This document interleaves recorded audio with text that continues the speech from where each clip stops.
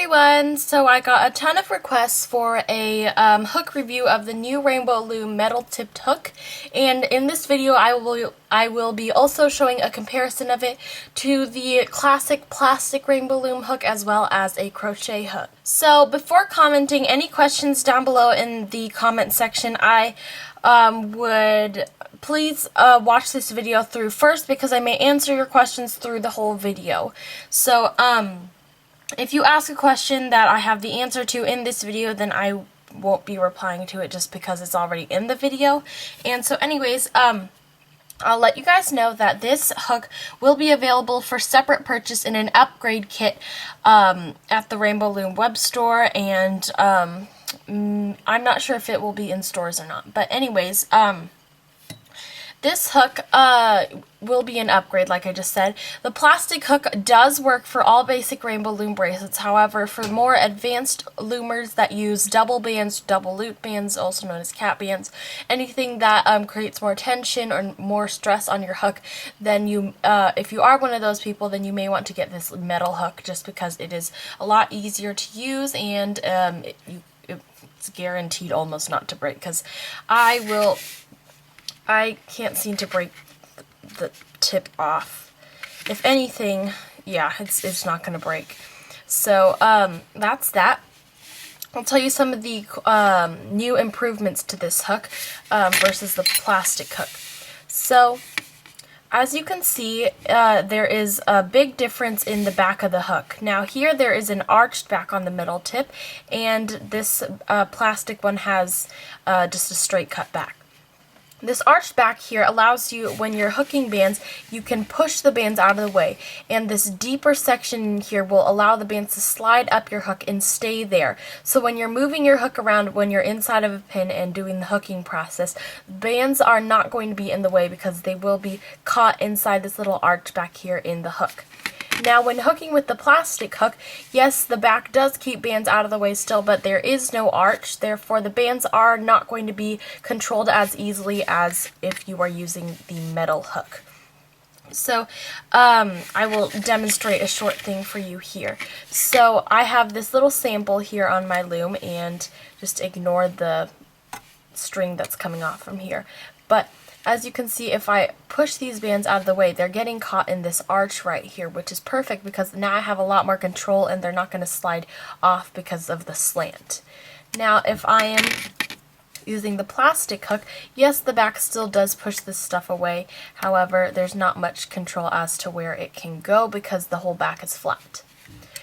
So if you do have a plastic hook, you may notice that it might be starting to turn white. Now if it does turn white, that probably means that you are doing more advanced projects that might be putting more stress on your hook. So if you are planning on buying a new hook, then yes, I would definitely recommend getting the metal tipped hook.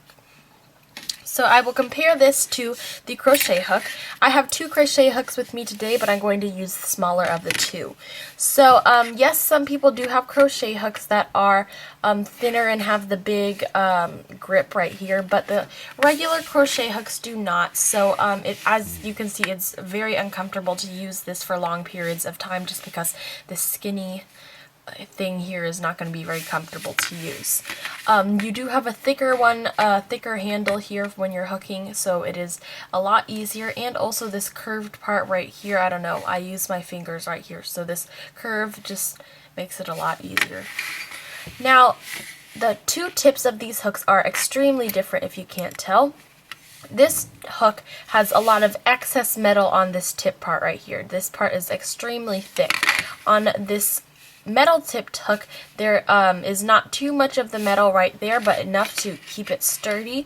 So there's a lot of metal that's going to be in the way when you're doing the hooking process.